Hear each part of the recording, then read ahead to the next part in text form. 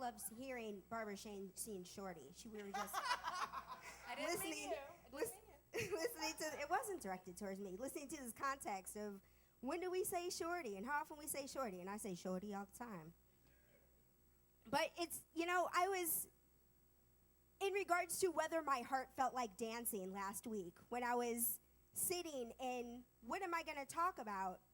I'm paying attention to everything that's happening on Facebook, because that's what I do. I am addicted to Facebook, if I have not made that clear. And so everybody on Facebook, all of my Facebook friends, I should say, were feeling restless, feeling this sort of I need to do somethingness going on. And it made me think about the whole concept of Joseph Campbell's The Hero's Journey.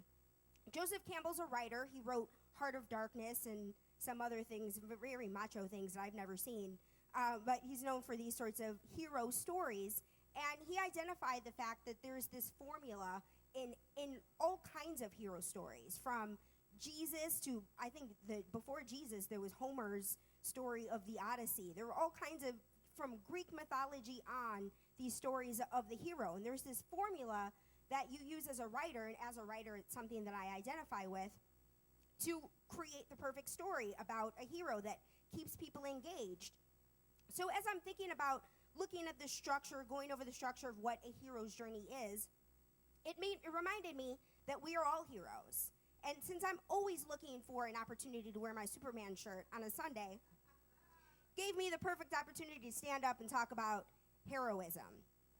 And so I thought, we talk a lot about the concepts of the macrocosm and the microcosm. And the macrocosm is essentially the allness. It can be as big as the universe itself. The microcosm could be me, or it could be a cell. So when you think about it from that perspective, America can be the macrocosm, and me as an individual can be the microcosm. So thinking back to what the hero's journey consists of, the microcosm, me and my hero's journey, versus America and its hero's journey, I was thinking about, starts with the structure itself, starts with the ordinary world. So life is just blah. It's okay. Things are going well. We're surviving and we're functioning. And if I think about America in the last, let's say, 8 years, there's gay marriage has passed in the last 8 years. The Affordable Care Act was introduced in the last 8 years. Unemployment is down, crime is down, all kinds of metrics that one can say the last 8 years has been a pretty ordinary world. And so there was a call to action. That has to happen. Every good story has to have a call to action. And so we had that. We had a very interesting election where people were called to act a certain kind of way. Everybody has their own hero's journey, so everybody acted as a hero in their own way and made the decisions that made the best for them. And so right now, life is interesting. America's story is interesting. It's worth watching.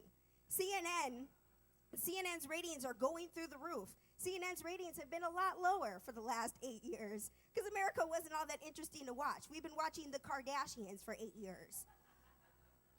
But at this point, America's interesting. People are watching CNN again. So there's the call to adventure, and we're participating. And what happened is the world responded to the call for action. 2.5 million people around the world stood up and said, let's talk about women in a way that I don't think the world has ever done before.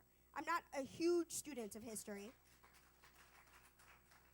Yeah, I think it was pretty awesome because I think, we don't talk about things like paid leave or, families that's how we function. We all come from some kind of family. And so the fact that we are talking about where we come from and how we treat families is a worthy conversation to have. And it's being had on a much bigger scale. CNN dedicated, I came home from the Women's March and turned on CNN, and they just were talking about women's issues in a way that CNN has never done before. But at the same time, Senator Kamala Harris talked about how women's issues are the economy, healthcare. Everything that's a women's issue is everyone's issue. And so it's just we're having a conversation about what it means to be one, recognizing that we are all one. And this is such an exciting time, an interesting time to be alive. So as part of the hero's journey, the next thing that happens is the refusal of the call. So there's the call to do something, the call to act.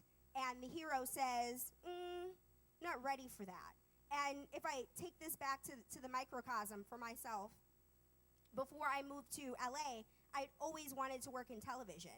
But that taking that step of just getting in my car, because everybody had a conversation with about how to get a job in LA, is you just have to be here. You can't try and get a job in Chicago. And I was saying, my mind is stronger than that. I can manifest something better than this. But I realized that it wasn't about manifestation. It was about recognizing that living from a place of faith means that I can get in my car and move to LA and not have to worry about being homeless. And I'm so grateful that I've never been homeless here. So it's this idea that we can refuse the call. And for many years, I didn't come. I did not move to LA until so long that when my wife and I started dating, my friends all said, she's never moving to LA. She's been saying this forever. It's not true. Don't worry about it. You're fine. And so when I said, I'm moving to LA, no, I'm doing it right now, she was like, wait a minute, your friend said you weren't going to do this. But that's what happened is because I refused the call for so long, people started to believe. I had my ordinary world, I was sitting in it, and people believed I wasn't going to step up and be a hero. So we committed to the journey, drove out to LA together, and the next thing that happens is there are tests, allies and enemies. So Ernest Holmes says that there is nothing to be learned from suffering. And I spent some time, like when I first heard that, I thought about all of the lessons that I've learned from suffering. So I'm like, wait a minute, Ernie. And I think today's his birthday. Is today Ernest Holmes' birthday? All right, happy birthday, Ernest. So we're talking about me arguing with you in my head about nothing to be learned from suffering. So I had this idea of, I've learned so much. How can we say this? But the idea of it is that when we act and live from faith all the time, when we recognize that we are living a hero's journey and that we get to enjoy the adventure, that we don't need to suffer. And I get that in theory. So I've been in this teaching to what we talk about how trained thought is more powerful than untrained thought. So the idea of if I just react to everything that happens to me versus choosing to go into each situation saying, I'm going to choose faith. I'm making a decision to choose faith. Because it's more powerful, the universe responds immediately. And in theory, the whole idea of if I have trained my mind powerfully enough that every time something comes up, I choose faith every single time. I do not snap nearly as well as Reverend James. I was not in West Side Story. But if I realize this, if I have faith every single time, it's easy. Life is easy. And we talk a lot in Science of Mind of when you expect life to be easy, it is easy. But for many of us, we're here every Sunday because life still isn't easy. There's still some times that we go to fear instead of faith. And we come here to remember that love is all there is because the world doesn't remind you of it in the same way that we remind you of it. And so thinking about that idea of the fact that you have allies, the universe is consistently having your back. Your life will always unfold perfectly, regardless of whether you know the Science of Mind exists. Life still unfolds perfectly for you. The hero's journey is always unfolding perfectly. But the idea that there are tests and enemies, I had to sit with this and think about it. And, really what it is I have opportunities to train my mind even more than I've already trained it. If life is already easy, I don't really experience the fullness of life. And so I was watching, because I do read. I was going to say I don't read books, but I do read. I'm just, like James, I was watching his talks, and he kept quoting all these books, and I'm just going to quote TV right now. So I was watching Oprah Winfrey's, it was like a Super Soul Sunday, and Thich Nhat Hanh was on it. And he talked about how we have to suffer because that's where joy comes from, that we can't truly appreciate the joy of life unless we have suffered first. And coming back for me working in television is not an easy profession to work in.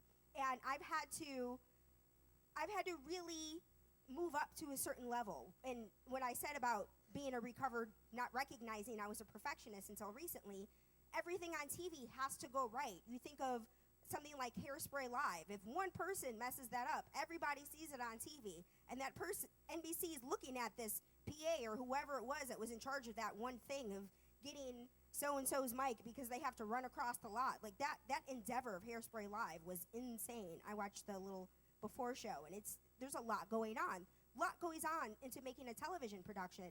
And it's so easy to say, oh, I made a mistake. It's all good. It's all gone. Keep rolling. And TV, they don't care about that. You don't get to say, I mean, you can, but you're not coming back. They're not inviting you back onto this show.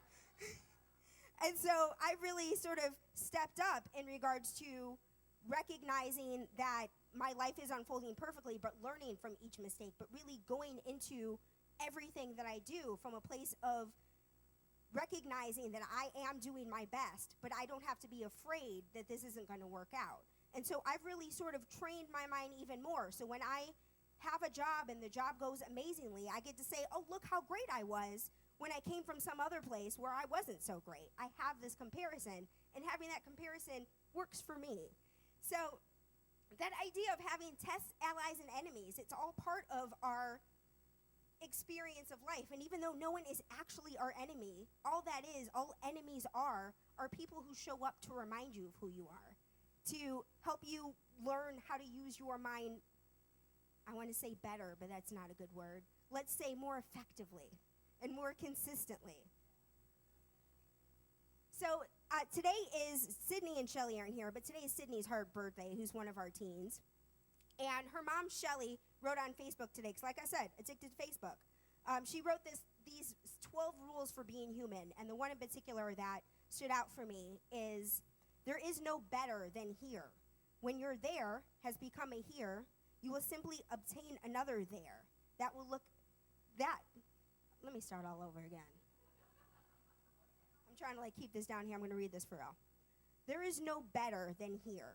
When your there has become a here, you will simply obtain another there that will again look better than here.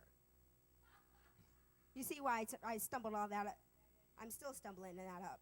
But anyway, so the idea is, Matthew McConaughey talked about this. The Matthew McConaughey of 10 years from now is the Matthew McConaughey, that is who his hero is. That there is nothing better than here, but because the universe always has to expand, the universe always has to express, our here is always going to be, hooray, here is here, but at the same time, I'm learning everything that I need to learn and experiencing everything that I need to experience to really appreciate the new here when I get to that new here. So thinking about this whole, there's more twists and turns because it's Joseph Campbell and it's a story and their treasure, finding the treasure, losing the treasure. Life is life. A lot goes on in it. But the general idea of it is that we are all heroes. We all have this divine opportunity to recognize that, to strap on our capes. And wife, I'm going to call you to bring me my cape that's in my, I always say, wife, where's my cape? Like in The Incredibles where you say, woman, where's my super stoop? And then she says, why do you need to know? So I'm going to strap on my cape. We should all do this together. Stand up and we're going to strap on our imaginary capes while I strap on my real one. I'm not doing a good job this night. Thank you, Reverend Nancy. All right. And there she goes. All right. So John Livesey taught us that when you stand like Superman and imagine your cape blowing in the wind, that there's an actual study, whoever it is that you want to stand, Wonder Woman, Superman, whoever you want to be, but there's an actual study. I learned this from Grey's Anatomy first because I learned everything from TV. But John Livesey expanded on it, that when you stand like this, that you feel like a hero. You go through your day feeling like a hero. So as part of stepping it up this month, I invite you to start your day in recognition, stepping up into the heroic beings that you all are, recognizing that you are all God.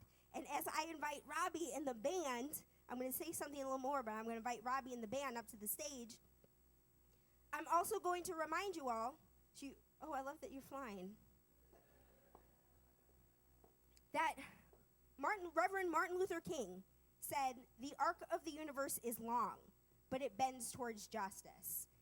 And we don't talk about justice in the context of science of mind, because we recognize that there is technically no such thing as justice. It's all good, it's all God. Everything that we equate our own individual minds to is our own perfect journey. No one can take anything from us. But at the same time, because we are all one, we recognize that our participation in oneness, us speaking up for love, helps create a vibration of love. And we get to feel good about the fact that we are operating from this vibration of love.